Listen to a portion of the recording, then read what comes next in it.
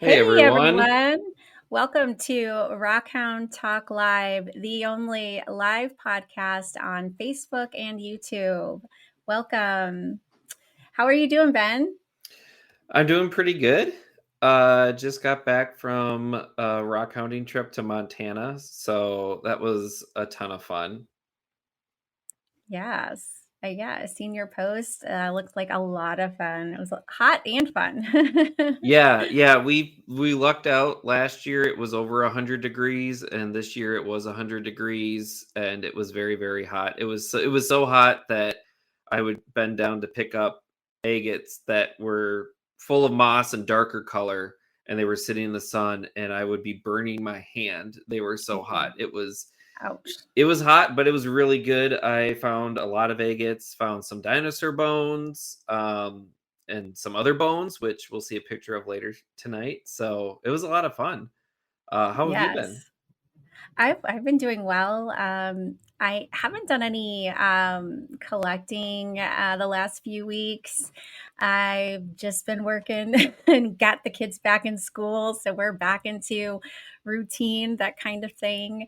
I've got a high schooler now, so lots of exciting things going Oh, on there at home. Yeah, and I'm hoping to get back to New York at the end of the month, though. oh, And really? maybe, yeah, I just addicted to it. Just love it so much. And then I'm trying to fit in Haunted Ridge before it gets cold, but I don't know if it'll be possible, but it's my hope. I would really like to do it in October. If anybody's been to Haunted Ridge in October, they do, because of the, Haunted Ridge and it being October with Halloween, they do like weekends there or something. So something's eventful. So I'm hoping to experience that if I can squeeze it in. We've got lots of activities back to school, so we'll see how that goes.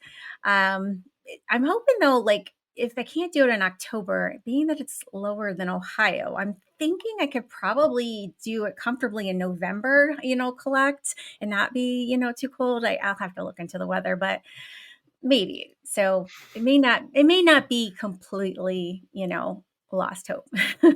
Yeah. Yeah. So any news, any geology news that you're aware of? I'm trying to think. I can't think of anything off the top of my head. I will say too, we mentioned this on the last show. One of our guests from this season, Chase Anderson, also known as the Agate Dude, set up a charity and he's doing his benefit for Lahana, Hawaii, for all the wildfires. That is actually this Sunday. So if you are in the Twin Cities area, come down to Excelsior Brewing Company on Sunday. There's going to be auctions. I know when we did our last interview with Dustin Twist, he mentioned he was going to donate some things. So we've got a bunch of stuff there. So if anyone is in the Twin Cities, Minnesota area, come stop by the western suburbs and help support the wildlife relief for Hawaii, for Maui. Yes, that would such a great cause. I hope it does really well. You have any plans then, now that it's starting to become fall? Do you have like tumbling or anything that you're going to start doing? So actually, I started my first tumble this summer from like 2 years, and I wasn't too terribly disappointed in that turnout.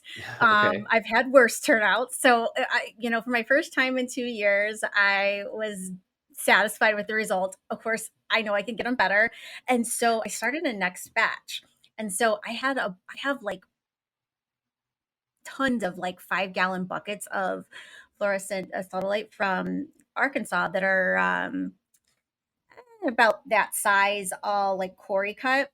Okay. And I thought, gosh, they're so pretty when they're fluorescent. I'd like to see them polished. So I threw those babies in and I let them sit in stage one for like 2 weeks. I took them out and they were rough cut. I Okay. took them out and I'm like, oh my gosh, they are gorgeous. And just stage one. Yeah. So I'm really excited to see the results of those. I would love to I mean, if those turn out really great, I might just keep cycling them, throughout the winter.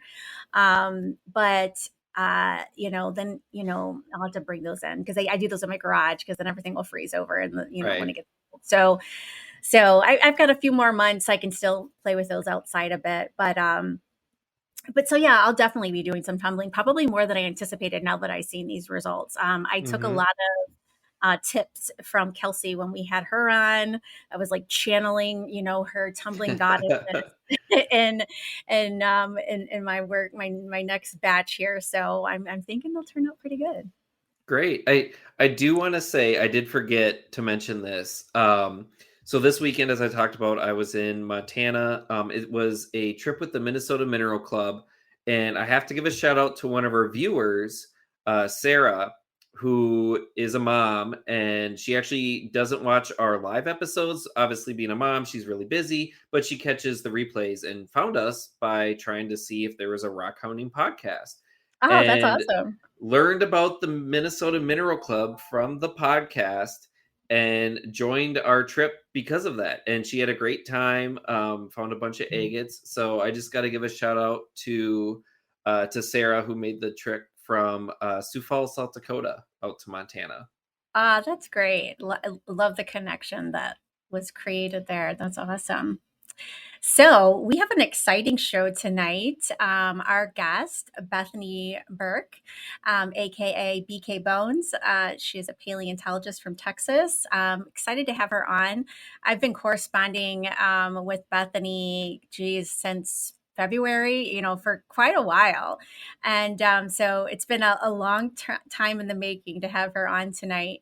And our exciting part of the show is Bethany wanted to ID some specimens from our viewers. And so we had viewers submit specimens that they'd like identified that they didn't know what they were. And Bethany has reviewed those and she will be sharing those IDs tonight. So that will be really cool to just kind of see, often, when we post on Facebook groups, we're like, what is this? What is that? And, we don't really get always the opportunity to hear a professional, review, specimens through via a picture and, tell us what they think it is. So that'll be really cool to have that done for these viewers and just to see kind of some of the thought process that she had when she was IDing them. So I'm excited for that portion of the show. Is there Yeah. anything you wanted to add before we get her on? I'm so excited. No, and she's got some great TikToks too. Oh, So you can follow yes. her, BK Bones if you aren't already. And yeah, stick around for identification later. And then also just a reminder, everyone that's watching, if you've got questions that you think of during the show, please post them in the comments so we can ask those as well. Yes. But Yes. yeah, so let's bring on Yeah. Bethany. Yes. Hey, Bethany. Welcome to Rockhound Talk Live. We're happy to have you. Oh, I'm so glad to be here. It's been a long time in the making. Yes, it has. So tell us, how are you today? How is the weather down there? Is it beaming hot? Yeah, being in Texas, it's been at least 100 for 2-ish months now.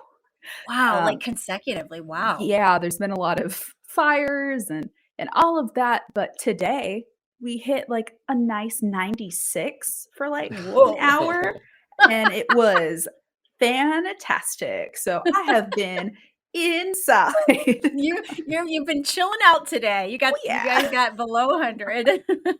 Yeah, nice and good.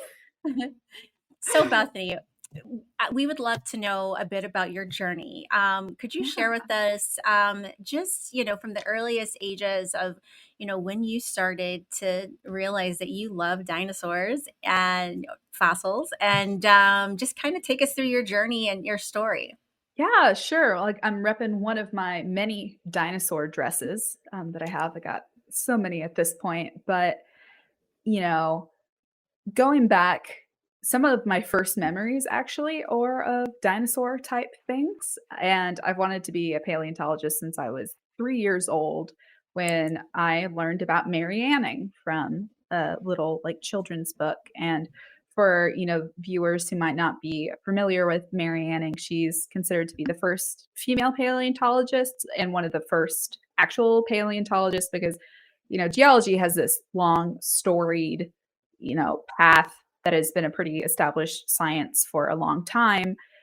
the actual profession of paleontology, not just the collection of fossils, which of course goes back to the beginning of human history. We find in archaeological kind of like situations and caves and stuff like that, pretty necklaces and things like that made out of ammonite fossils, but paleontology in and of itself only started in the 1800s. So Mary Anning lived in Lyme Regis in England, and she is actually the inspiration behind She Sells Seashells down by the seashore. It was actually Mary Anning in the front of her house on the beach. She was selling fossilized ammonites because Lyme Regis is on the Jurassic Coast, which is one of the absolute best places in the entire world to go hounding for ammonites.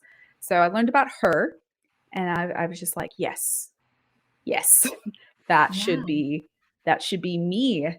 And so I've always loved fossils, and being in a place, Texas, millions of years ago was under what is called the Western Interior Seaway. So almost all of Texas, the entire middle of it at least, was underwater.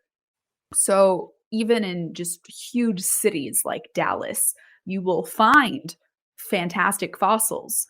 There's some parks in Dallas and in Austin that have remained untouched because they have theropod prints. So some of our carnivorous dinosaur prints. So all over Texas, I feel like a lot of people have their dinosaur phase, and sometimes it doesn't go away. Being in a place growing up in Texas, it wasn't really an option to get away from fossils. It's always in the news. It makes national and global news. There is just a bunch more dinosaur prints discovered up in Glen Rose, Texas because of the drought. It's the only good thing that's come of the drought. But yeah, I decided that I wanted to be a paleontologist, and I actually went to college for a degree in research. My undergraduate degree is in analytical and theoretical rhetorical communications. It's a very long way to say research. It's a very long way to say that, and I'm actually going to be pursuing my master's in preparation and museum studies. So that's going to be pretty neat. For paleontology journey in general, right now I act as the primary researcher, the primary investigator for the marine reptiles site at Texas Through Time in Hillsborough, Texas. And last summer, I've actually, as of yesterday, been home for an entire year. I was one of the interns at the Montana Dinosaur Center, which in Bynum, Montana, houses the first baby dinosaur skeleton that was ever discovered. So going all over, just doing it. Yeah. Nice. Yeah, I was reading about, your education and all the things that you've done. And I'm like, wow, you really have been all over doing it all. You go, girl. So that kind of comes to what I was going to ask you. So you sent some photos. So I was going to pull those photos up here. Yeah. So yeah. Can you tell us a little bit about these two photos? Yeah. So in the blue right there on the left for me, I don't know what it is for the viewers, but that is a fun picture from Montana, standing outside of the Montana Dinosaur Center. And all over my leg for my, geology peeps is a bunch of wet bentonite clay. I fell in a hole all the way up right there to above, my middle thigh. That it's one of my favorite pictures of me. Oddly enough, I have these beautiful engagement photos that, my fiance and I took. And this is the photo that I have hanging in my office of me. But I just felt I was like, wow, this is the field. This is what people need to see. You're going to fall in holes. Yes. Right. Yeah. And then there on the right is actually at the marine reptiles site. That is a plesiosaur that we're uncovering. And I'm teaching a close kiddo Just about what we were seeing there, kind of erupting from the ground. And sadly, they have, eroded in the middle, but there's some nice spines, these nice vertebrae of a plesiosaur right there. And it was very hot then as well. I'm sitting Nice. on top of that plesiosaur. Um, Okay. but like in a very focused way. I wasn't stepping on anything. How big is that? Like, is that the whole area that you can see that what you're standing on? Yes. An interesting thing that not many people know, even paleontologists that don't directly work with marine reptiles, is with theropod dinosaurs. So, immediately thinking of T-Rex or Albertosaurus, things like that. There is something called the death pose, which is that famous thing that everyone sees. They throw their head back and, their arms are up. For our marine reptiles, especially plesiosaurs, they kind of fold. So they'll kind of like curl into themselves. And right now, part of my job is calculating how much spinal material do we have? What can I reference? And then mathing what it's going to be straightened out. That creature is very large. It's probably, we have at least already 6 feet of stuff there, but that's only a percentage of the animal. And it's looking like this could be a new species of animal. So I'm kind of, this is my first paper that I'm lead on, and I've been thrown a little bit in the deep end for that. And then below that, so on top there, I'm standing on, the plesiosaur, and on bottom is actually my first paleontology dig. And I wanted to include that because that was me in Field Paleo 101 in that class. And what's fun is that material right there, if I remember correctly, was sauropod material. I believe that is also some, spines, some vertebrae. And was that in Texas? That one was in Colorado.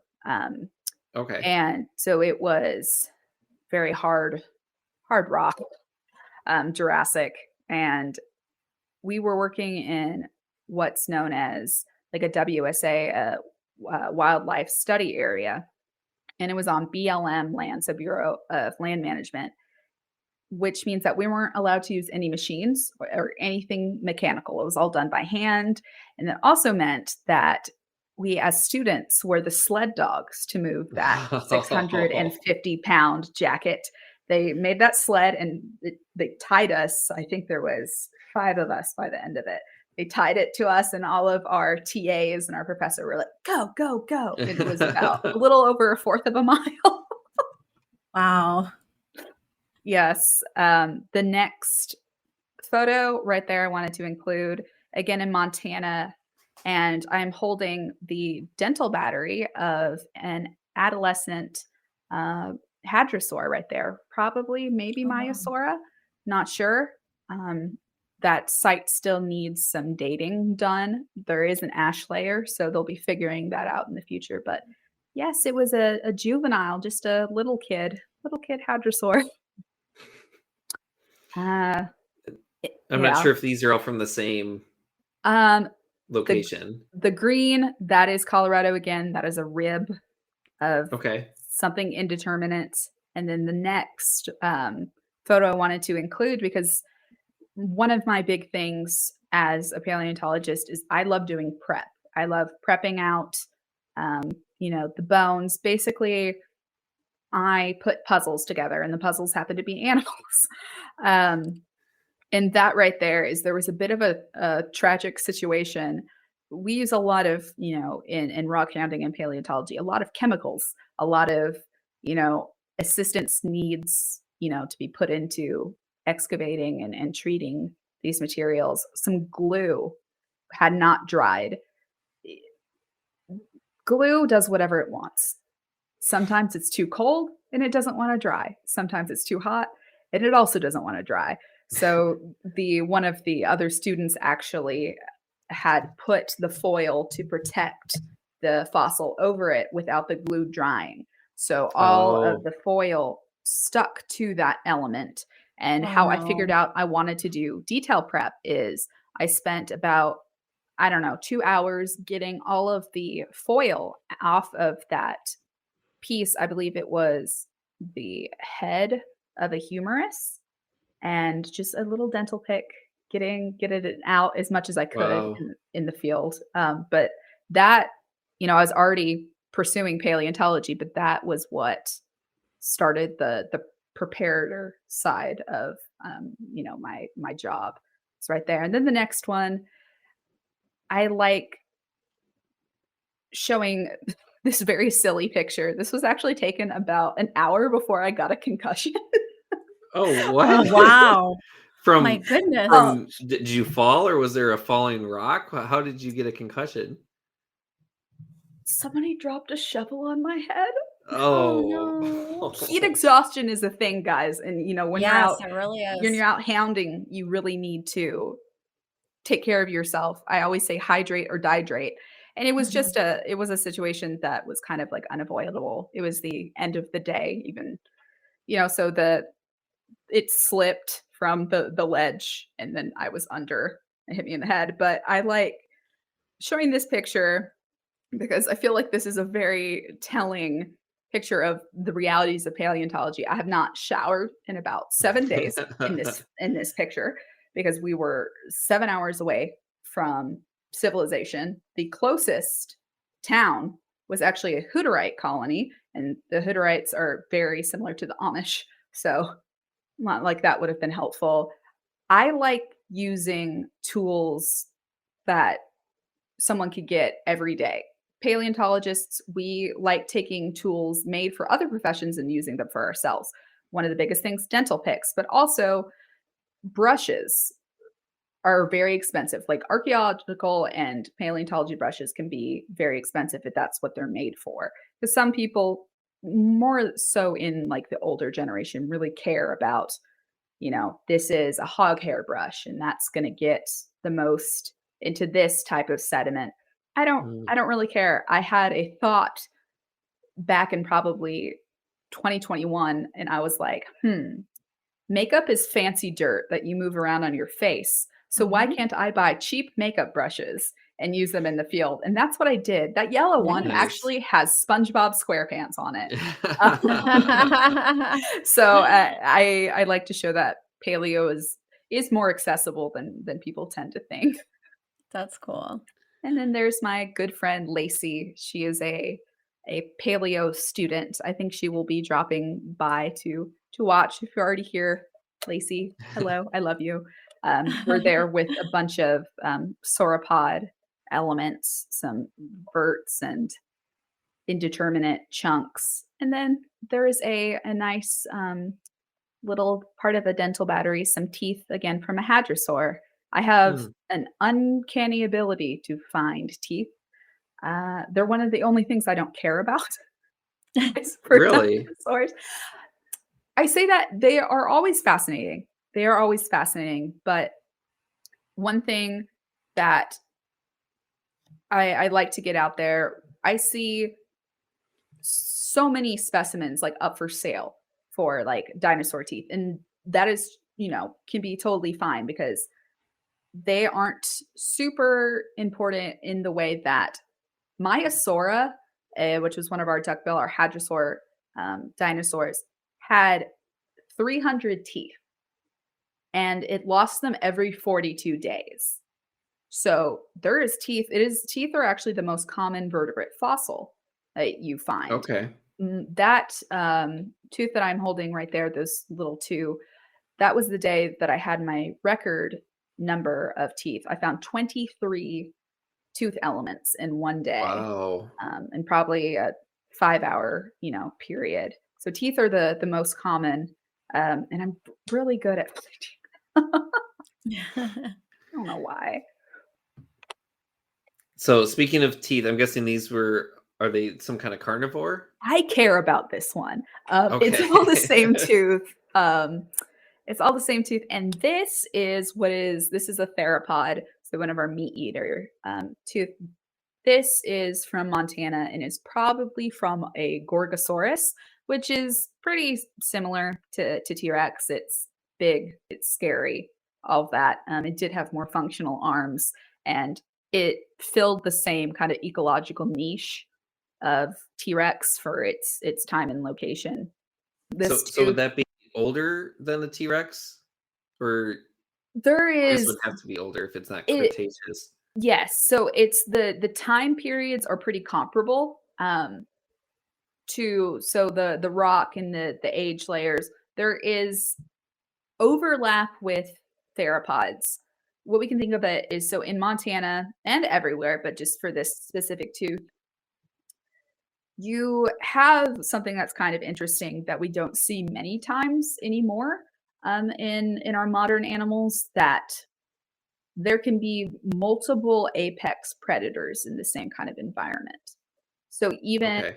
even though there was the same time period, like there was some overlap with, these two animals, it was like if you had a mountain lion over here and then just, drive an hour and a half, and instead of mountain lions, you suddenly have a bunch of wolves. They are both apex predators. They both do the same things. They lived at the same time in similar areas, but they didn't overlap in their like localities, but they did the same thing at the same time.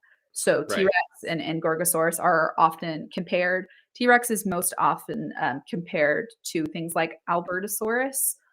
So there's that. This was also pretty close to Canada. We could see Canada from where this was dug up. We got to wave at Canada. It was great. It's like, hello.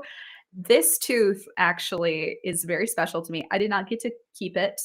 It's a museum specimen, so it was taken back for research for the Dinosaur Center's collection. But it actually, and it's not going to show up on camera, that tooth gave me a pretty gnarly scar on this hand because Oh, wow. theropod teeth have serrations on them, just like knives. Oh. So I think it's pretty cool. It healed a lot better than I wanted it to. I wanted to have like a really gnarly scar for the rest of my life on it, but you can barely tell now. And Yeah, oh, I should bring up, if we've got time at the end, yeah. on our Mineral Club trip, someone found a juvenile T-Rex jaw that has teeth still attached to it, and I got some close-up views where you can see the serrations on the teeth. So I'll have to find that. Maybe we can throw it in at the end if we have some That's time. so cool. Yeah. Yeah. That'd be neat. So yeah, that tooth is my favorite tooth. That's great. So you mentioned, so you've been like Texas, Colorado, Montana. Have you dug then in other states? Yes. So how it's kind of set up is I have traveled lots of places to go like fossil hunting and prospecting. I've gone all the way to England, and I've gone to Florida as well. I did some in Canada. Canada was kind of a precarious type situation because even with rock hounding, but especially with vertebrate fossils, Canada has incredibly strict laws. You can collect anything on the surface in Canada as far as Okay. fossils, which pretty standard. It's the same, kind of most states here, but you have to be with a museum or a university to dig Okay. for dinosaurs, even if it is your own land. So Oh, it's okay. very protected. They have the longest standing and the strictest fossil kind of protections and laws in place. So I did get to go there as a professional and visit some friends that worked at museums, but I did not get to dig there. I kind of count it, as working there, but as someone who is not a Canadian national, next time I go there, I am working with a museum, and I will be able to like put my hands under the dirt, not just pick stuff up. Okay.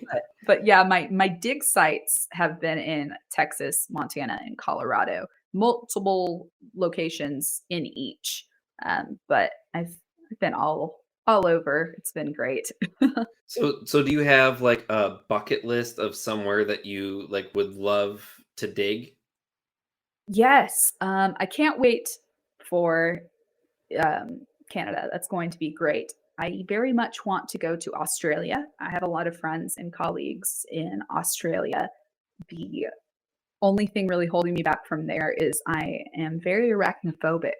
And they have a spider season, which is words that should not be put together.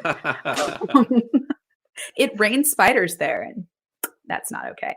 So what would you be looking for then in Australia? I guess I don't know what dinosaurs would be there or fossils. They have some great sauropods, so our long-necked dinosaurs. They got a lot of that going over there. They have so many creatures.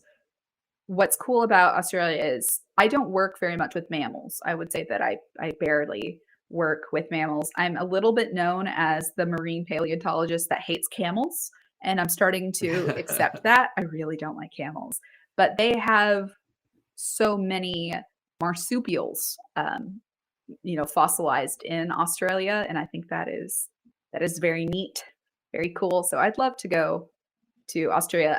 A bucket list would be somewhere in Mongolia, but that's really hard to do because, again, legality things. It would have to be like for a PhD project through some huge, multinational effort to go to Mongolia. Right.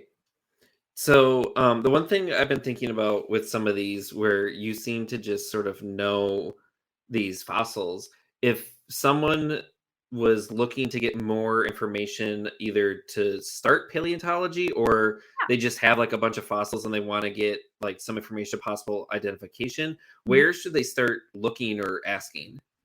Go to Fossil Forum. Fossil Forum is an amazing resource that I've used myself frequently when it comes to a lot of mammal stuff. Again, vertebrate animals share the same bones. We have the same bones. They might look a little different, like seals have, humeri that are way flatter and kind of curvier than ours, but they're humorous. I could not tell you one mammal from another one, like one camel from a different camel. I have no idea. So I put that on Fossil Forum, and there's a lot of, just hobbyists, but also a group of very active retired paleontologists on Fossil Forum. There is also a lot of undergraduate and graduate students in paleontology from all over the world that will go on Fossil Forum looking for things that pertain to their research. And they're always happy to identify things for you. And if it happens to mesh with what they're looking for, going forward, whether it be for a thesis or that, it's such a helpful community. And I've met a lot of people through there that I, reference a lot and refer to for expertise. Fossil Forum, go. I've had an account there since I was like 16. Yeah, Oh, wow. I've had experience with Fossil Forum, and it is a great site. Like I submitted a specimen, and just it was incredible the feedback and how open people are to reviewing the specimen and giving their expertise. So yeah, I've had a great experience with Fossil Forum, definitely. So it's good to hear that that's something that you recommend, because it was I found it, used it, thought it was great, but wasn't sure, where it was, on the level of something to recommend in the community. So that's a good resource. Yeah, totally. So I do see some questions coming in. We'll get to those in a second here. I do have one question that I feel like I have to ask. Jurassic Park or Land Before Time? Land Before Time. I love Land Before Time so much. I was laughing with a friend of mine because Land Before Time technically I think is still going. It went on very well into like the mid 2000s. They were still, releasing in the franchise. What I remember is the very traumatic 90s movies. And so I was like, my friend just had a baby and I was like, your child is never going to know the pain of watching, spoiler alert, Littlefoot's mother. Oh. I love Jurassic Park. I do. And I watch it in a way that I remove myself really from, that's That's not right. I do not like Jurassic World. I love Jurassic Park. I do not care for Jurassic World. I guess so speaking kind of on that too, is there any movie that you've seen about dinosaurs that you had like that would give you like your worst like award to like that movie? Was there anyone that really stuck out that was like these dinosaurs are from different time periods or they're acting in ways that wouldn't be that would like is there anything that you've seen that's like just really bad as far as dinosaur movies go?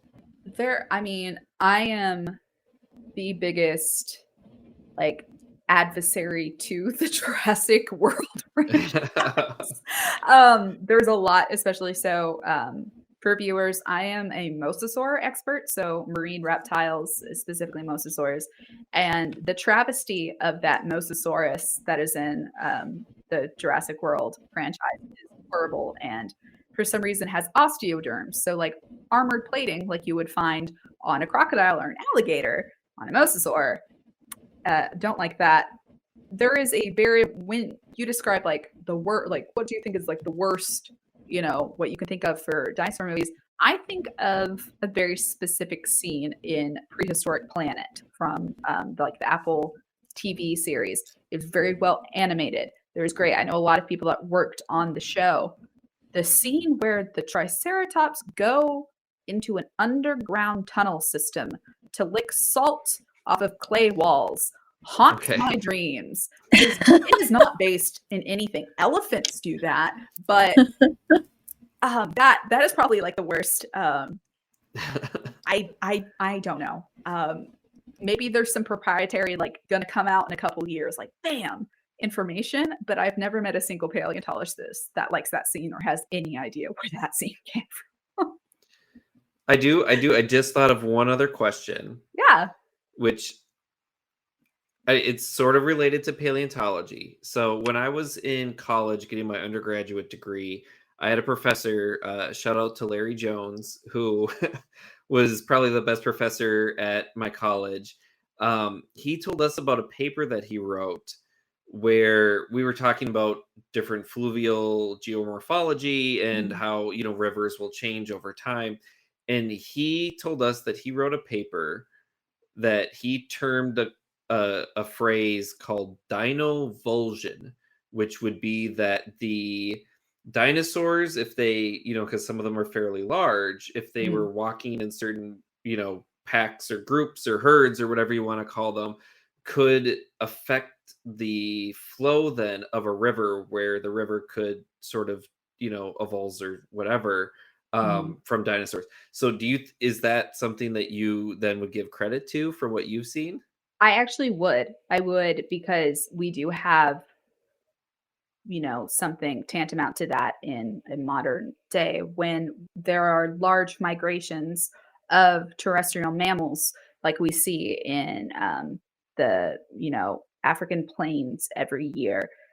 There is treadways that, these animals are just following over and over, and they will reshape the land in which, water wants to return to the ocean. And so when there is a path already made, I don't know specifically like how in depth your professor got, but we do see animals shaping the land in such a way that rivers will follow. So, there could be some credit to that actually. Okay. Yeah. I'm sure if you search dinovulsion, you will find his paper. So we'll take some questions from some of the viewers. It looks like Rookie Gold Prospector. He was curious what you think about the Boneyard, Alaska, and all the mammoths they found. Yes, mammoths are cool. They have a great global presence, but specifically North American mammoths rock my world. I love them. Boneyard and bone bed are very interesting words.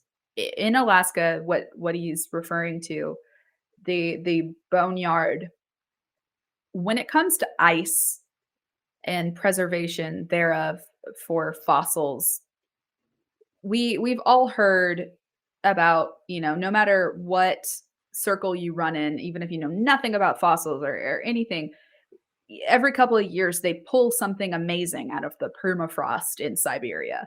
And they're like, oh, it's a baby mummy mammoth, that type of thing. There's something kind of similar-ish happening in Alaska. I think it's very cool.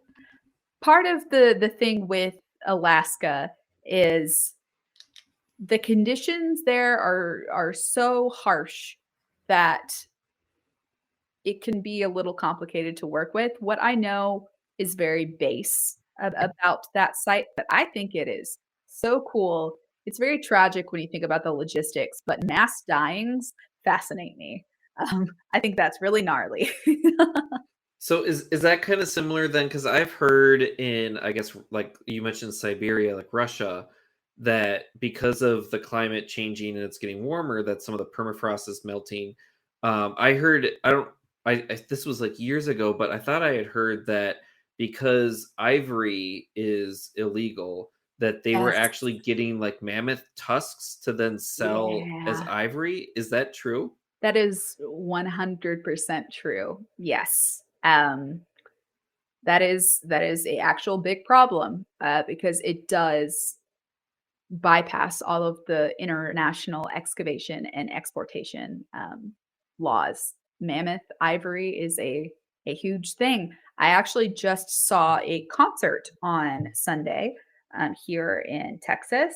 And for some reason, at the huge, it was an outdoor venue, they had a like rock, you know, tumble and grab, fill your bag type thing. And there was like mammoth tusk on there was like one of the things that you could potentially scoop and put it in your bag. And I'm like, yep, Huh.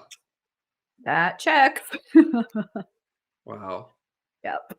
Ooh, have I seen the new Yeah, sites? so Mike Yeah. says, I think you mentioned this earlier that there's a Mhm. new track site in Texas that was found. Yes. Yes. So there is a formation of rock called the Glenrose limestone, and it is perhaps, one of the most famous track bearing formations in the world. They're so cool. Basically, anywhere you find Glenrose limestone, you find these tracks, which is really cool. The new trackway is near the Glenrose Dinosaur State Park. So, about 125 years ago, a bunch of settlers found a dry creek bed that was chock full of dinosaur tracks. And some unique dinosaurs have actually been identified from those tracks there in Glenrose, Texas. Each year, unfortunately, as Texas's droughts get progressively worse, more of that riverbed recedes. And then we also have flash floods every, rainy season because we go through such devastating droughts. And they will move all of the gravel, and suddenly you'll find like 250 more dinosaur tracks. Cool. I actually That's worked cool. as, the paleontologist at a similar site with Glenrose limestone about an hour away from me. And the same thing happened. There's a little museum. They have 350 dinosaur tracks. And then a couple of years ago, there was a drought and then flash flood. And now there is a state park there because they found 250 more dinosaur tracks on the other Wow. side of the river. That's So cool. Texas, every year, it's like, ooh, when are we going to drop the new dinosaur tracks?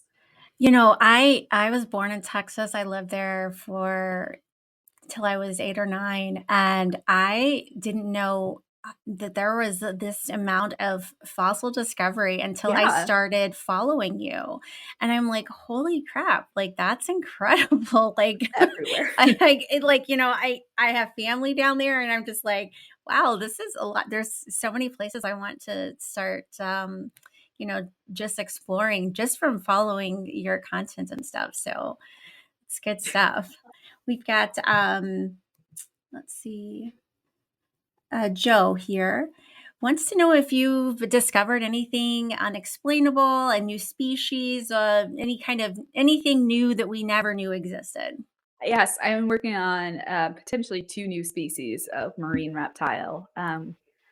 The plesiosaur is definitely something that I have no reference for, as far as I know right now, at least for the time period, trying to figure that out. And the mosasaur that I'm working on is showing some weird presentation that should not be there. So we're either looking at a pathological individual, so an animal that has some sort of disease, or maybe congenital malformation, perhaps it had dwarfism, something like that, because what is there in the rock that we've been uncovering is not vibing with what is documented. So working on potentially new species. Again, how lucky am I? The first paper that I'm leading, there's just all of these new things, which does make it a little bit more intimidating.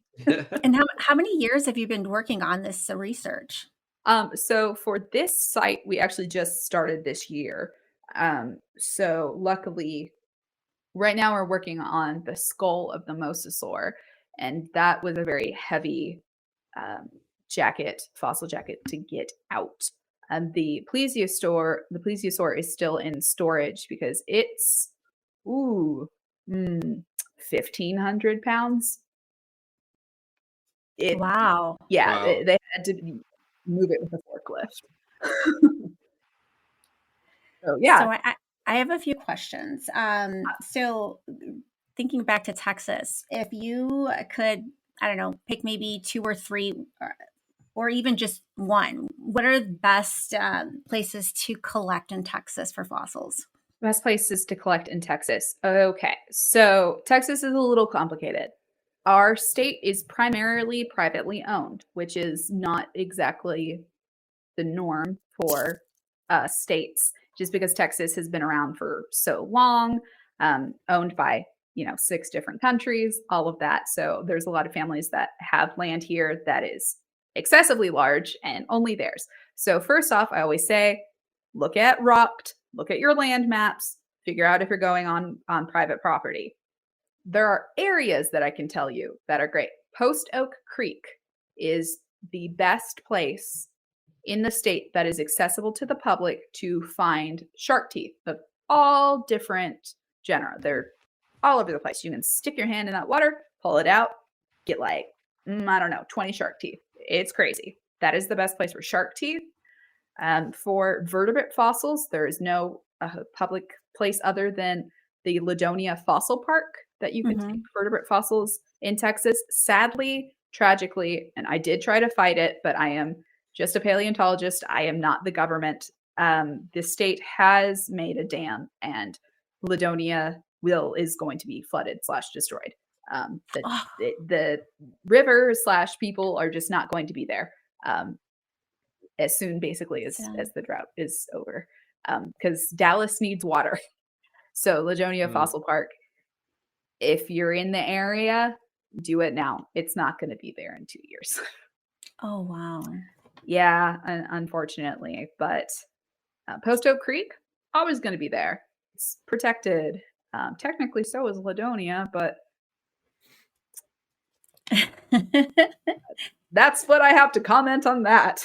Well, those, I mean, get there in the next 2 years, guys. Yep. So you like to prepare fossils, and I'm sure that it's a lot of steps. Is there any way that you could kind of summarize just thinking about a basic fossil, like how you would prepare it?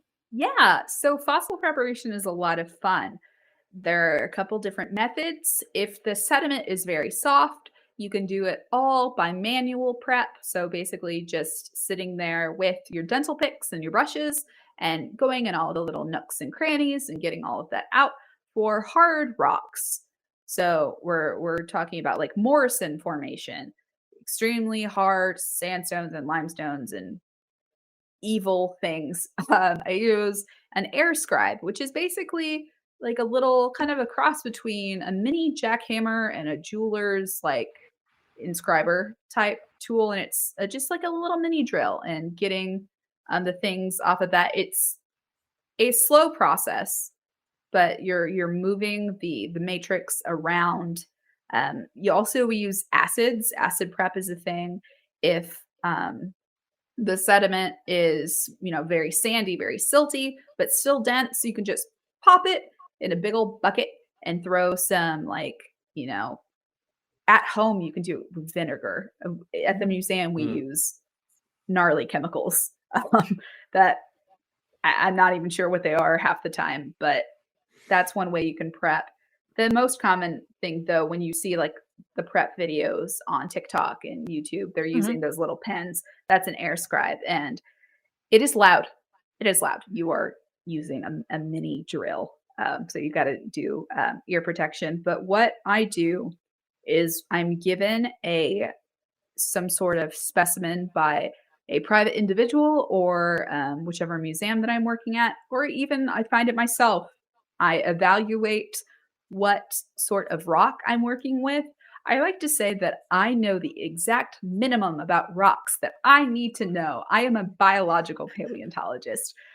So I have I know geology, but very you will have to strong arm me to take, volcanology would be cool, but structural geology, no, thank you.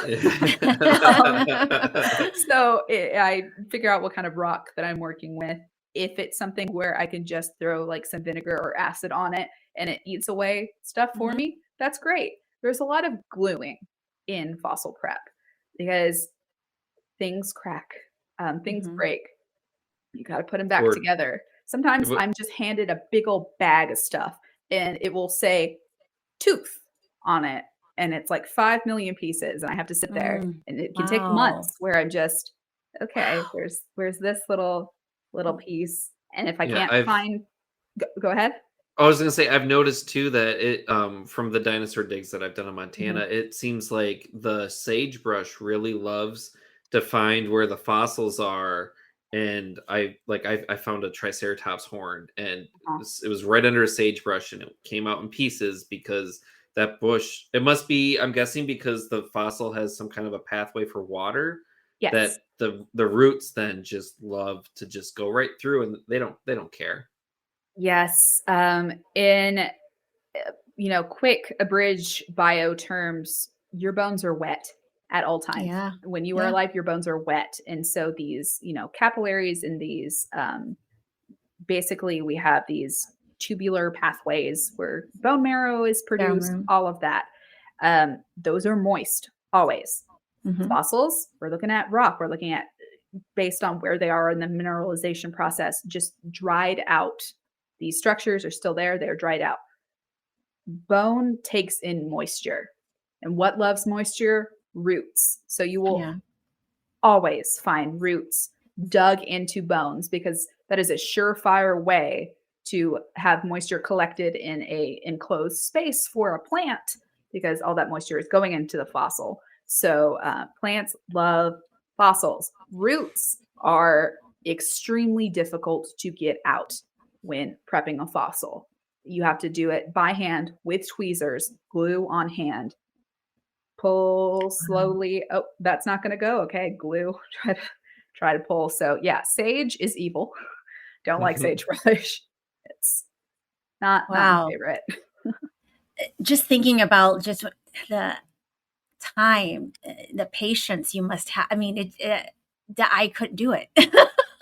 I am just impressed that you could, 500 pieces and spend, months putting that together. I mean, although that incredibly rewarding, you've got some incredible patience.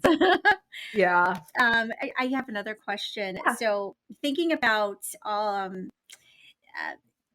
what has been your experience as a female paleontologist in regards, and if you want to be frank, I would love to just hear positive, negative, what have you experienced being a female in the field?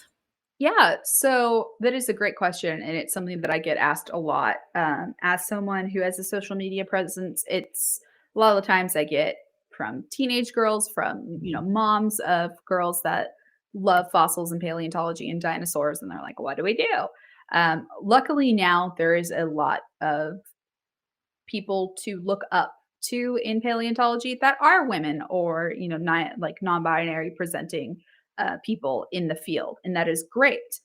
There was definitely a time I have hit a pretty good spot of starting my career where there's a lot more women in the field. 10 years ago, it was still a huge struggle. And not to say that it isn't. Frankly, I have unfortunately encountered some sexism, and that really is from what we call the old guard. And it's the Mhm. people that have been, in the field for a very long time. There are some paleontologists that have been involved since the 70s, that are men that I know, amazing people, the biggest advocates. They do not care. Um, not to say they don't care about you, but really they don't care about you in a personal level. As long as you are helping the science, they're like, great, do whatever you want. You're fantastic. And those are great people. But kind of the idea that if a woman is going to be a paleontologist, she is going to be a museum curator. There is some of that still there. But women in the field coming out, doing great. Go. It's more now, unfortunately, an ageism thing that it is hit because we have hit a place in, where we are as a society. There are more opportunities for young people to be involved on the ground floor as citizen scientists going on digs, and sometimes that can translate over to college credit. So you get a full-blown like degreed paleontologist at 21, and no one's going to want to give them a chance on that. That's kind of the situation. Women are coming up in paleontology and as geosciences scientists in general, which is great. But it is unfortunately still a struggle. I do think that probably, in my lifetime, I'm going to see, a great shift in the voices of geoscience. It's already happening, which is That's encouraging. That's good to hear. Yeah. That's good to hear. So let's get well, I do see there's some more questions. We'll come back to your questions. Let's get into the IDs. Let's look at some IDs here, and we'll just go through each slide. Mike, I know you're watching. I'll let you go ahead and start. Yes. So this first little friend on the left, this is an ammonite. So that was a type of cephalopod. So we would think our squids and our octopus type friends. This had a shell. It was great. You see them in media all the time. They're the spiral shell squids. They're great. They're awesome. I love them. Is Nautilus, is that like the modern version of it Yes, a then? Nautilus is the like the modern, almost unchanged version of an ammonite. And this specific species right here is, if I can remember how to pronounce it correctly, Eopachydiascus. I could not. They get very boiled down, very specific. An amazing thing about ammonites as fossils is you always hope to find them when you're on a site because they are index fossils, which means that we can use them to help identify where our site is in time. We do not have the ability in like dinosaur paleontology and marine reptile paleontology or the Mesozoic, where all of our cool famous friends are hanging out. And before, carbon dating is not a thing for them. Carbon does not have long enough half-life to be able to even remotely get to the ages that we need to start dating those types of fossils. But ammonites were very widespread, but also lived in very specific locales and time periods. Some species of ammonites were around for only, say, 2 million years. So you have a very close snapshot of where you are in time. Very, very lucky on my site is that one of the other paleontologists found an ammonite actually touching one of the plesiosaur elements. So we got like a real good idea of where we are since we don't have an ash layer. So ammonites, fantastic. Duck Creek is very well known in Texas for having ammonites and echinoids. This one is gorgeous. They're usually all kind of crumply, I guess, kind of when you look at limestones, the just acidity of rainwater getting all those crevices. these markings on this ammonite are actually how it would have looked in life. These structures are kind of how it was chilling out. So Eopachytiscus. So so Eopachytiscus. I heard that as far as like ammonites go, you can tell the species by like the pattern of the sutures. Is Yes. that true? It is absolutely 100% true. Okay. Sutures and how they are, so how the animal is connected. They do like have the shells have segments. You kind of think of them like a worm. When it's all you can tell different species of worms apart by the number of Mhm. segmentations on their body. It's the same.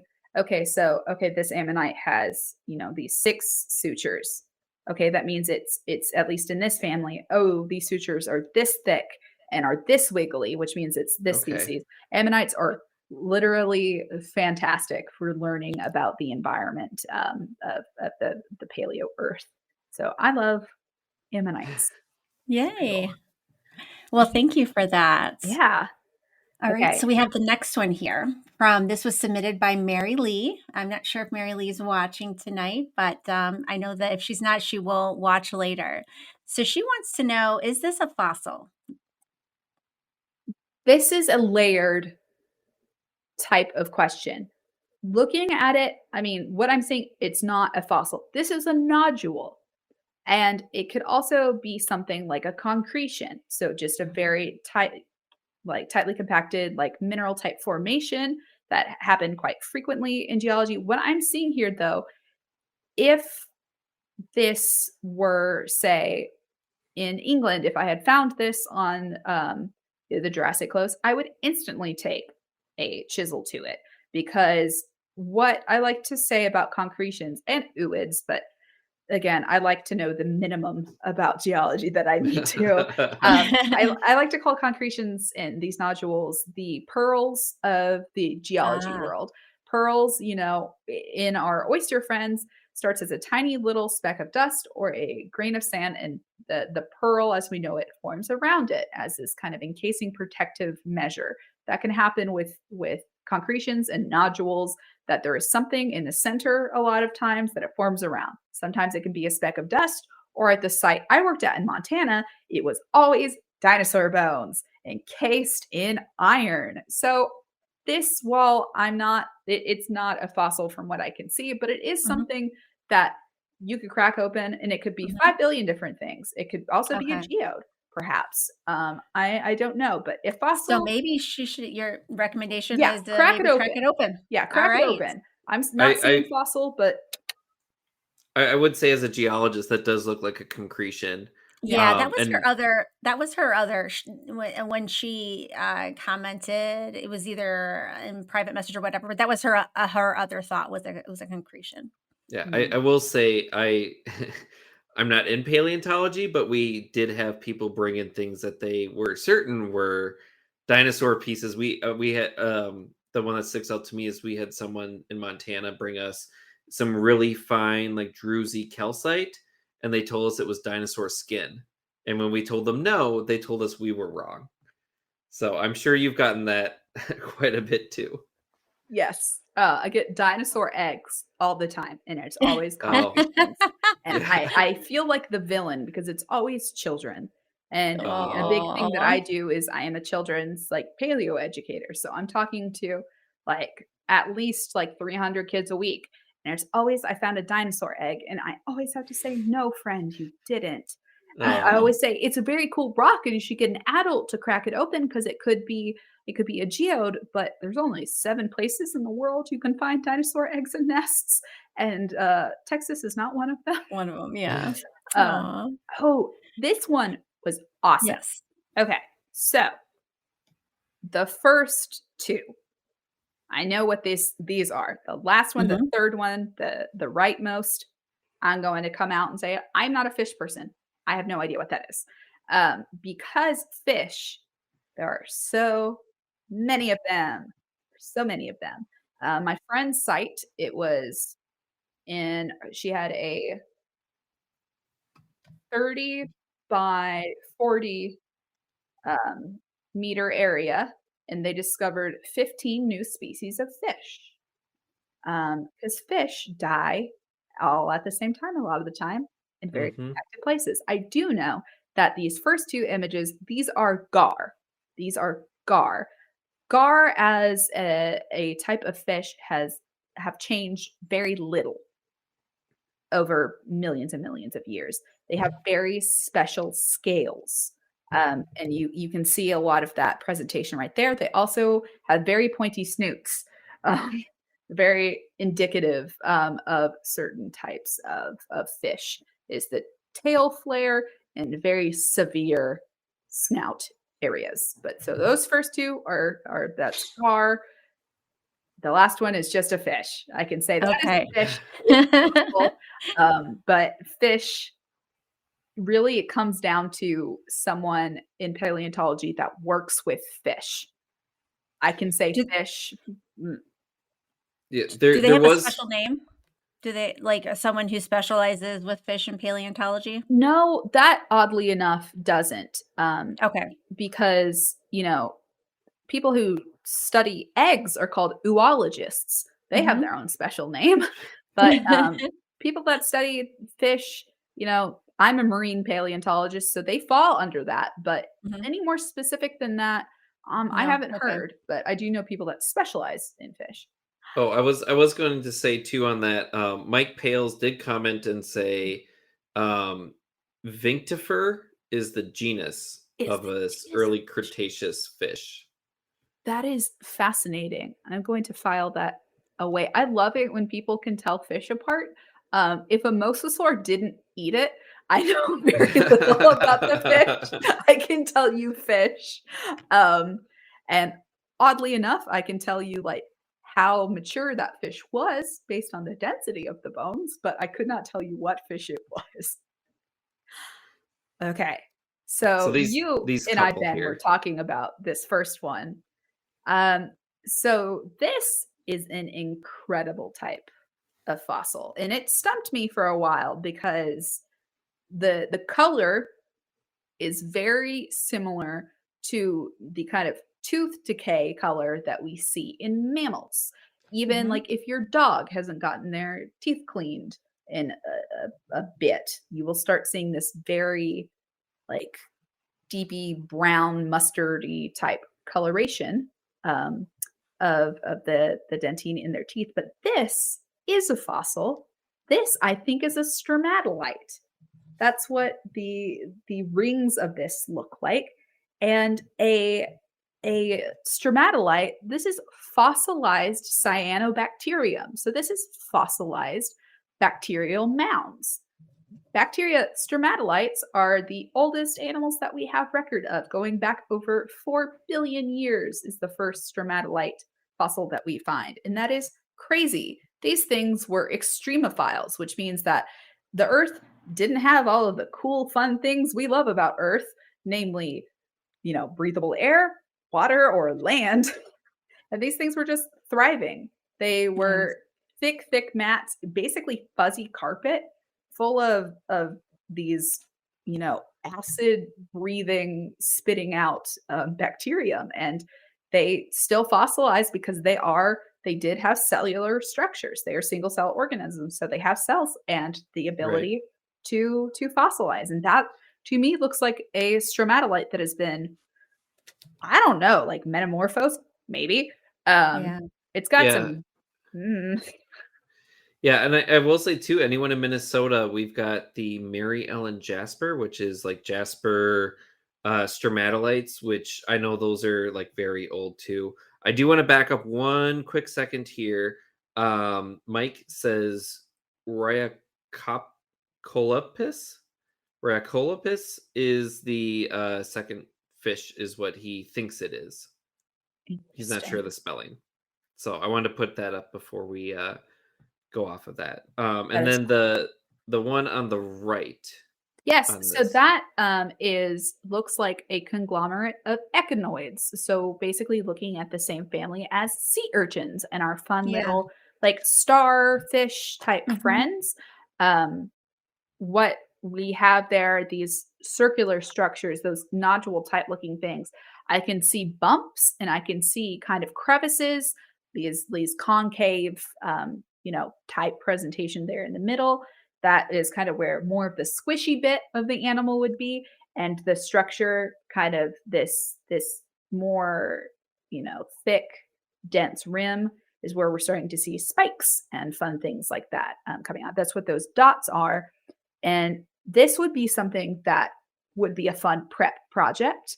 A lot of the time it wouldn't get them fully free of this rock, but I would throw it in some vinegar for a couple days, and it might remove some of the very thin sediment, and you could see more of the animals, of the fossil. Yeah. That's pretty neat.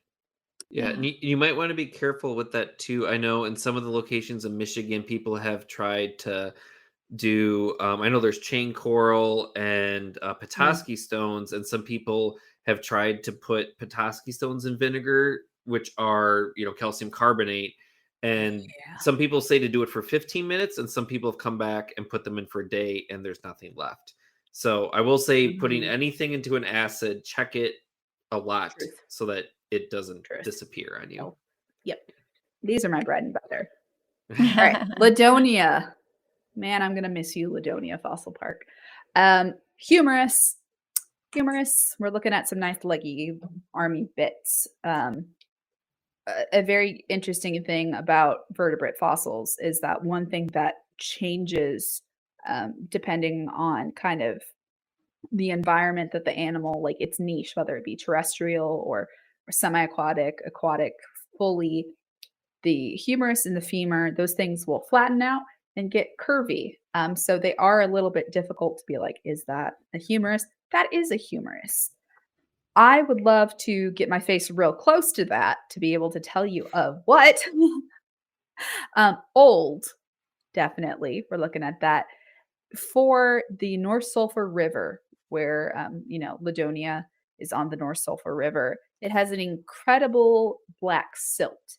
So it brings that all into the fossil, into that preservation, and that coloring is very famous for the area. I have a Tylosaurus prorigor atlas vert that is that same color, a little blacker, but this also could be because there's a light shining on it. But yes, we're looking at a humerus. And then this next one fascinates me. I love spines.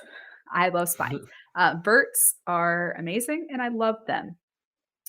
So this is a presentation of not articulated, but associated vert. So this is the spine of some. Without a scale bar, it was kind of hard to boil down, if I'm honest, because I don't know a lot of animals. This is an adult of whatever it is. This is an adult. I know that this bone structure, at least what is presenting, does not look like it has, any give to it, not super growing, all of that. But this part of the spine, oh man, it's gorgeous. So when you say vert, you mean like vertebrae? Vertebrae, yes. Okay. Spine. Yes. Spinal elements. Yeah. Those bumps on your back. Yeah, you can definitely see the yeah. I mean, when you said that immediately, I could totally see it. I'm just thinking about looking at the spines. I'm a nurse and I'm looking at x-rays. Right. I can totally see it. Exactly. Yeah. So quick question. I believe these people that submitted Denise and Chris, they are in Texas. Could they reach out to you later to maybe, if in I would love that. Okay, perfect. Because Tarrant County, yeah. You find dinosaurs. You do. You do find dinosaurs there. And this, looking at that, I was immediately intrigued. Tarrant County is Dallas, right? Dallas area? Yeah. Yes. Fort Worth. Dallas. To the west. Okay. Yeah. Okay. So I guess I'll pass that information on so they can reach out. Yeah. So going with that too, I guess we haven't mentioned this yet, but as far as social media goes, where are you? And I guess what's like your usernames? So everything is BK Bones Dinos. And that's I'm most active on Instagram. I'm on Instagram every day. So that's a great place to DM me. My website is bkbones.com. I have several emails there that you can send if you like. I talk at elementary schools and libraries, even if no matter where you are in the world, I do a lot of virtual stuff. That and those emails, send any question that you have about paleo. I do stuff on TikTok and I do have a Facebook page. But Instagram is the place to find me. And people, again, every day send me stuff to identify. And I also get a lot of early career paleontologists or people wanting to pursue paleontology that ask me. I've done several interviews with high school students for what I want to be when I grow up. And so there's at some point, if I make it big, there's going to be a lot of awkward film of me going, I started paleontology when I was 3 years old. With a list of prompts. Okay, I went to school here. Okay, all right. I don't know. When we get through these, I would love for you to talk more about the service that you offer, going to Yeah, Yes. your presentations and stuff. We'll definitely get into that for sure. awesome. Okay, this one, gotta say, I'm stumped. I don't know. This looks Okay. more like a rock type thing than something that I would deal with. It does look weird. It does look weird. When things get very, very niche, that's kind of where, if it's not my niche, where I tap out. Okay. So I never That's fair. want to be like, fossil identification is again something that I do, and museums will reach out to me. What I'm lucky enough is that I have a very extensive, support and professional like network that if I don't know what something is, I can show somebody else. And if this person, wants more specific identification that they can't get on Fossil Forum or something like that, they're free to reach out to me on Instagram, and I can find someone to tell them mayhaps what it is. But I never want to lie, make myself out to be something I am not. I have no idea what that is. All right. That's fair. All And right. then on the right, Yes. So structurally, this one is fun. To me, this looks like, what's a way to explain this? Perhaps a cast or an impression that was left by a fossil. What we see a lot is that over time, as rock is moved through tectonics and erosion, you have the river carving it out and throwing it every which way, glaciers, all of that. A fossil that is surrounded by this matrix will shape the rock around it. And prep, that's what it is. You're removing the matrix around it to get to the fossil. Mhm. They will often come out in huge chunks and leave impressions, and will be formed in that way. You will see a lot of fish where there is no actual like skeletal elements. It is just an impression. We've all seen those, like one of the pterosaurs, like a small type pterodactyl relative, that it's just looks like it's smushed. There is no bone there. It's an impression. If you've ever rolled a ball of Play-Doh and you've taken your finger and you put it in there and you've taken it out and the impression is left and you just see your thumbprint in there, but obviously your thumb isn't there. Mhm. That's the same kind of thing. There could have been a fossil there that caused that shape and left this impression. It could have been part of a bigger thing. But I can't get any more specific than that. South Carolina, though, great place for fossils. Nice. yeah, I will say I actually had an interesting discussion in Montana. I was actually talking with Tom Harmon, which anyone that does anything with Montana agates probably knows the name Tom Harmon. He's written so many books about Montana agates. we had a discussion with someone that was talking about limb casts versus petrified wood. I think it kind of relates to fossils then, where like petrified wood, the actual wood is replaced by minerals, whereas a limb cast is the hole or the mold left by the tree or the limb or whatever, and then the agate fills that hole. So I guess that's kind of what you're saying here, is that like a fossil, it's replaced and turns to like stone, and then this is, you know, sort of the hole that was left. Possibly tusk. I don't see tusk for this question. I don't see tusk personally. I haven't worked extensively with tusk, but I've handled enough like in collections that I don't believe that is tusk. More Sherman. Sherman, so famous for teeth. Teeth. Yay. Teeth. Teeth. Again with fish, and great reminder that sharks are fish. Great. They have so many subspecies. There's been experiments that were done in the United States and Japan in the late 70s, and it happens naturally, which is awesome. The creation of endemic animals, which means that animals that only live in one very specific place and in a very specific way. You can take the same kind of fish and put it in a pond that has a pH level of this, and then the same original fish and put it in a different pond 5 feet away with a different pH level, and they will turn into completely different fish, and their teeth will turn into completely different shapes, even though 20 years ago they were the same fish. So when it comes to fish, I can say teeth. If it's a goblin shark, they have very like long, teeth, and I can say goblin shark. But can I say, like goblin shark specialis, imperatus, all these things?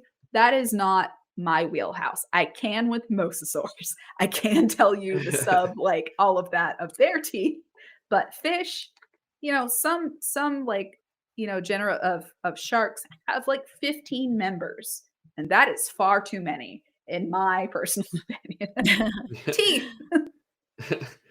And then the one on the right is actually what I found on Sunday. I was out in Montana, and this was in a tributary of a creek. There's probably 5 feet of sediment on top of it, and I dug this thing out. So I'm assuming it's an Ice Age-ish fossil. Yep, this is a mammalian bone. It looks bovid, so we're probably looking at bison. The Ice Age in Montana. Montana really is a hotspot for fossils of all kinds. They have some of the oldest stromatolites. They're in East Glacier, rocking it, looking really pretty. Then we get tons of dinosaurs, and then we get so many things from the Ice Age. And yes, this bovid, for sure, more of a long bone. This isn't a rib. This is an army leggy bit. Great. And then I didn't get a chance to submit mine, so I sent you pictures to look at. So let me make sure I put this in the light here. Probably just pull that up. Let's see. Got some good shell action right there. Yeah. And where's that from? So neat. This is from Alpena, Michigan. That is so cool. That is so awesome. And is it like a coral? I was going to say I'd even lean towards coral now that I see it more in kind of like the 3D. Yeah, I'd say some sort of coral, actually. That structure, moving it around. Yeah, that's really cool. That's a big old chunk of coral. That's neat. I love fossils. Yeah, that's really cool. Okay. All right, so you're just any kind of like idea of like any kind of coral, or just that if it doesn't have a spine, I'm out. Okay. That's really, I'm a vertebrate paleontologist. So I've got skeletons living rent free in my head. But coral, they're great. They are animals, but they do not have spine. If you put a bug in front of me, any sort of insect, someone brought me some beautiful amber and they're like, can you identify this bug in it? And it was like deer in the headlights. I was like, I can give you the number of someone who can tell you what this is. You're like, it's a bug. And I'm like, it is a bug. Yeah. Oh, So, no. That was really fun. That was really fun. Like, I really appreciate you taking the time to look at each and one of those specimens. And I mean, that was so very kind of you. And it was fun. I thank you so much. Yeah, I had a blast. We go through some of the other questions that we went back to real quick.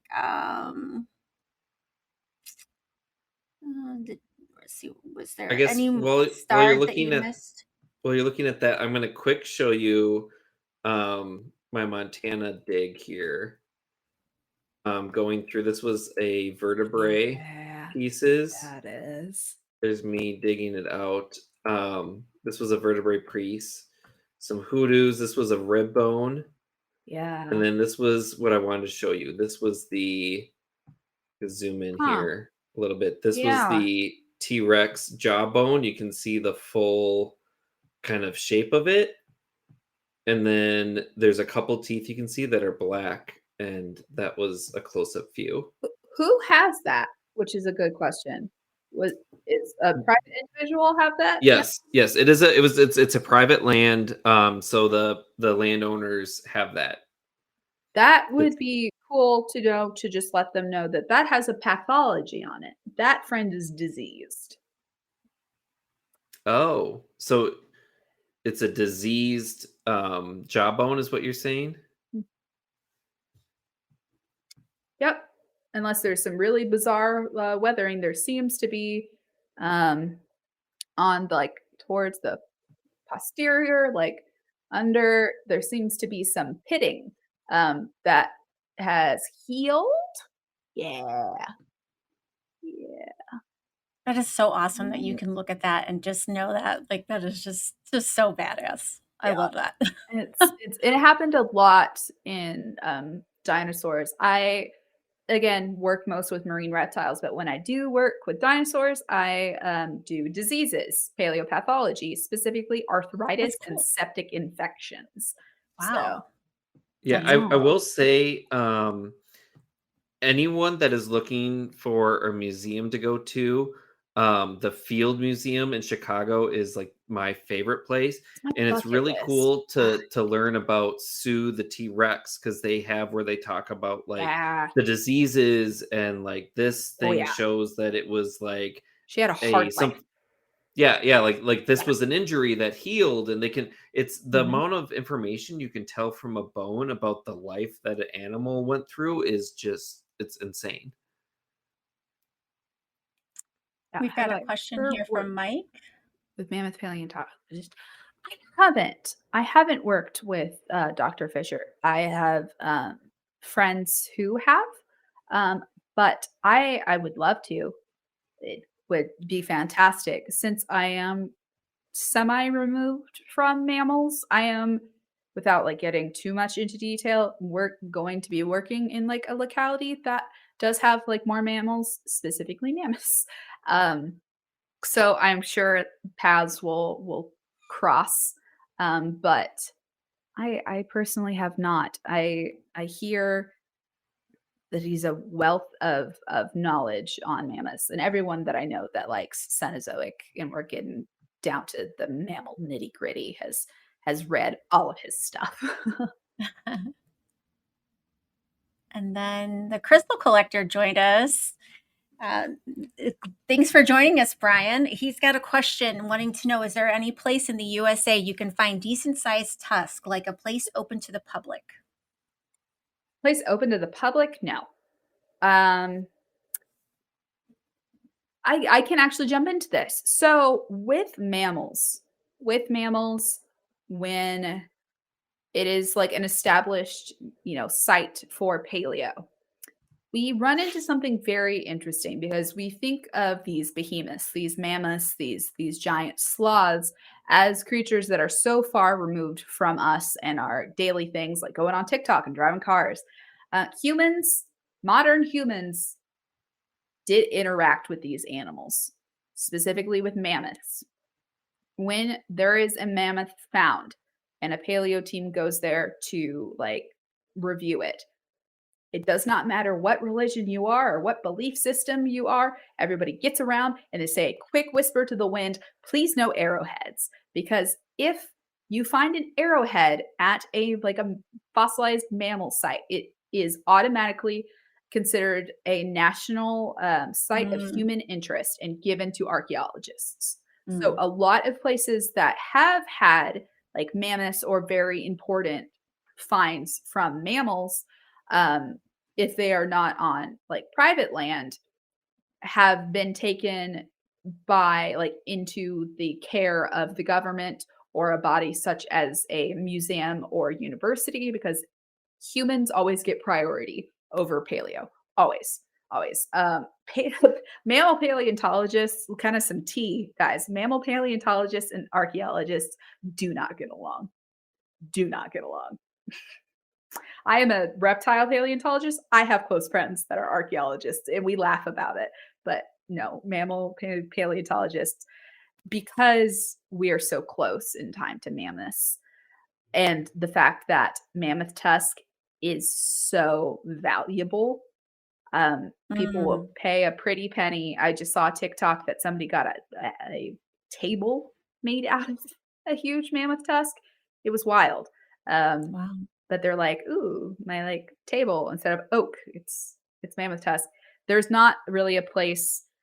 The Brazos River here in Texas, it is open to the public and people do find big old chunks of tusk and things like that. But that is a very specific locale that is, the Brazos is long. The Brazos River is the only place I know, but a lot of parts of it, public, private land, land, public, private. Getting to a legal place in which to collect, even if you can see it from the highway, is a fun thing to do. So if somebody, private land off that river and they got, permission, that may be somewhere they could. Yep, the Brazos. If someone's offering like, come prospect on my land or whatever on the Brazos, if you want to find, tusk in especially this, kind of area of North America, Brazos River, Texas. Good. It looks like Linda wanted to look at the pictures. She said she wanted to go back and look at the last two pictures and talk about the one on the left. I'm not sure what the last two pictures were. Was that the one where we had phone? Those teeth. Oh, the teeth. Okay. Linda, what was your question regarding the teeth? If you would like to ask us here. It's from a two-toed animal. Some say. Oh, I'll pull that up for you. Yeah. I've worked with a lot of, so that would be from a mammal. It is a tooth. I would not say horse personally. You're saying fish? No, it's not a fish. That's definitely like a mammal. Okay. Horses have terrifying, horrible teeth. You would know if it was a horse. Horses, even modern horses, have terrible incisors that look a lot like a dog's. So Jackie added some more information to this and says it was found in a post creek with all the shark teeth. Oh yeah. Okay, that area that actually helps a lot. Boop, boop, boop, boop, boop. It could be a camel. So your nemesis. My followers did ask me on Instagram to kind of drop a little bit of this about myself. I made a poll. Like I said earlier, I'm becoming known as the marine paleontologist that hates camels, which is fair. I hate camelids. I do. I think they are gross, and awful creatures. Um,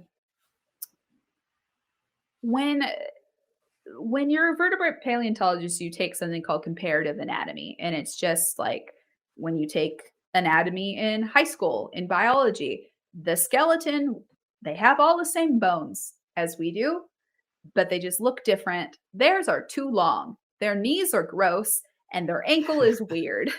Um, Honestly, I don't know why. And this is the lore drop. I don't know why I don't like camels. Because the first big significant paleo find that I had was the day that I graduated high school. I was 19 and I found a like complete like camel long bone. It's beautiful. It's one of my prized possessions. And I don't know, at some point between 19 and almost 29, switch has been flipped in my head where I am repulsed by the sight and idea of camels. I think it's because as animals go on, the last North American camel type, like camelops, went extinct 13,000 years ago.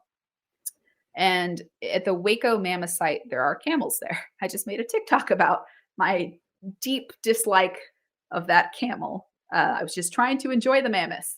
But camels, those camels didn't have humps. And I don't like that. They had weird faces. They didn't look like camels, but they were camels and their toes were gross. I just really don't like camels. And I'm very opinionated about them, and they haven't done anything to me. I was never bitten by a camel. I just don't like them. Oh, that's funny. But yeah, a Well, mammal oh, too sorry. could be a camel. It's not a horse. And then I think we've got our last question here. What is your favorite fossil find, Bethany? Which is one I was going to ask you as well. Favorite, what is to find or my favorite, I love finding mosasaur material because it's just great. I like finding ammonites. That's also very cool. The first fossil, and it's no longer my favorite to find, but I did bring this down. The first fossil that I was obsessed with finding were these guys. They're called devil's toenails. That is big. It I've is seen big. small ones in Wyoming, It's but that not is even the huge. biggest one that I have. That one actually is on loan to a teacher friend of mine because, school just started. So she has it and it's bigger. But yeah, it's giant. It's like bigger than, my cheek area. So I would always go out and find these because they're everywhere and I love them. But my favorite to find now is microfossils. I have an uncanny ability to find very, very small fossils. And micro, I mean like they can be just, the size of a fleck of paint. I love finding microfossils. And that's neat. I did bring one thing though, that I actually made myself. I cast this by hand, and that is this. This is the dentary. So we're looking at our lower jaw bits of a nanotyrannus that I got the mold of the jaw and put in this nice resin plasticky material. So it has the nice sockets for the teeth and then the teeth itself. And it usually sits on my wall, but that's part of job as a preparator as well, is to make molds of the fossils so you can get in there and stare at it without hurting the fossil. That's really cool. Yeah. So while you're the spotlight, tell us about BK Bones. Tell us about what you have created with your own business and give us the deets. Yeah. So swig some water real quick. I know we have been like grilling you, like no worries. Time. I think you just keep talking and going, and I'm like, oh, you've got the energy and all the answers. That we're like trying to pull more out of you. Yeah, no worries. So BK Bones is my I say I'm kind of like Bill Nye, but with paleontology in a lot of ways. It's like my, brand, like performer type name. And I go around and I teach kiddos, really of any age, about paleontology, the joys thereof, and more just about the ancient world. I go to libraries and give talks about dinosaurs and paleo. I am in a very fortunate position where um, I am like a hard scientist. So I do, research, publish papers. I'm in the lab. I work, for museums, but I also do things like last week, I went to a local library dressed up in dinosaur pajamas and read to some kiddos. So I Aw. love doing that. I like making paleontology approachable because I think that, if you don't want to leave your dinosaur phase, you don't have to. And that's kind of what I try to represent. BK Bones is my way of being the fossil person I didn't have growing up, especially as a girl, is that the number of times that people are surprised that it's me when I show up um, I love that. was overwhelming to begin with. And kids always tell me, "Oh, I didn't know you were going to be a girl." I'm like, yeah, Oh, yeah, I yeah. am. So for BK Bones, I have the biggest part. I'm a science communicator. I have like TikTok is mostly for like the older kind of like niche, but my big thing that the bread and butter of what I do is working with kids ages 3 to like 12, talking about dinosaurs. And I do work with high schoolers, and I have given undergraduate lectures, but working with kiddos is BK Bones. And then as under the BK Bones umbrella, as Bethany, people do send me things to prep. If you have any like prep projects that you want advice on, that you want someone to do, and but BK Bones is my way to give back. And maybe if I keep even one kid's dream of paleontology from dying, then Yeah. I have done what I set out to do, of follow my dream and broadcast it in a way that everyone else can do it too. And I've seen, like, people have, like, hired you to, like, come do, like, birthday parties, stuff like that, Yes. right? Yes. Yeah, Birthday just parties. all kinds of, like, it's really interesting, like, how you've Yes. integrated your brand with educating and making it entertaining and fun. Yeah, STEM is a huge and STEAM is a huge thing for today's youth. And I um at first, I'd say in the community in which I'm in, it was a little controversial when I started doing birthday parties, because people are like, "Are you renting yourself out like a clown?" And I'm like, "No, what I'm doing is I'm doing the same kind of talk I would give at Right.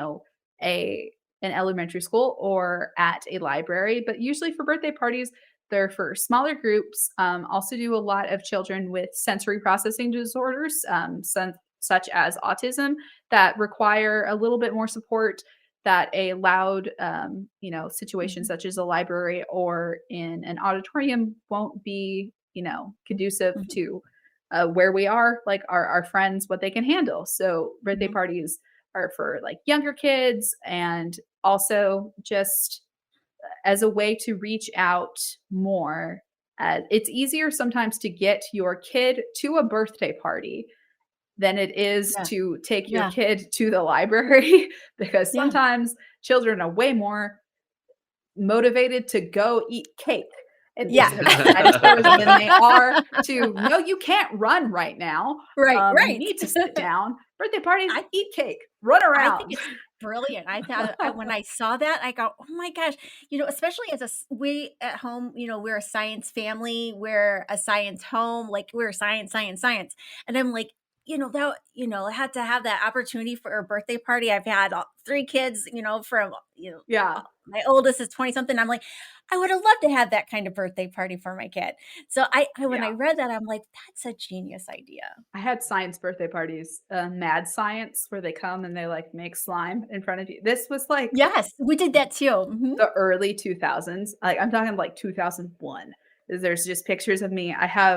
I think it's somewhere actually on my Instagram for people that wanna see tiny, tiny little Bethany. I have a cake that I'm standing next to, and it has a beaker on it full of mystery liquid, and it says happy birthday, Oh, like how sixth birthday cool or is something. And I'm like, that? my beaker cake. This has always been. Yeah, that's cool. Well, our shows are usually an hour. I'm so sorry that we went over Oh, so no. long, but gosh, it's been such a pleasure to It's been have a you. blast. I don't think I've actually Yes. ever looked at the time. Oh, wow. Yeah. I mean, and you kept going, so I'm like, okay, we're just gonna keep going.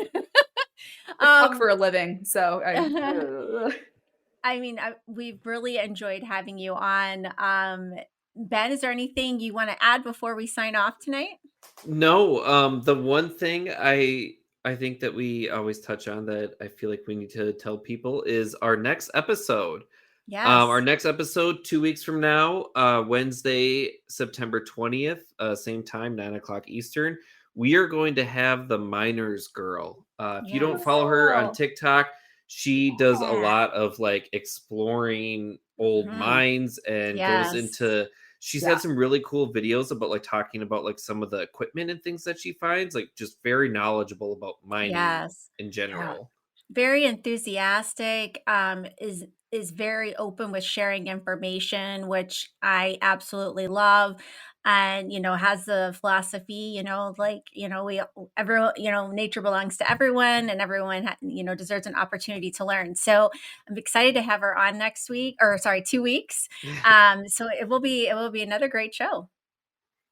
Yeah. So thank you, everyone. Especially thank you to Bethany Oh, for yes. Thank you so much. your Thank you for having time me. and your knowledge. This was a lot of fun. Yes. All right. We'll see you guys in 2 weeks. Peace out, everyone. Bye, Bye, everyone. everybody.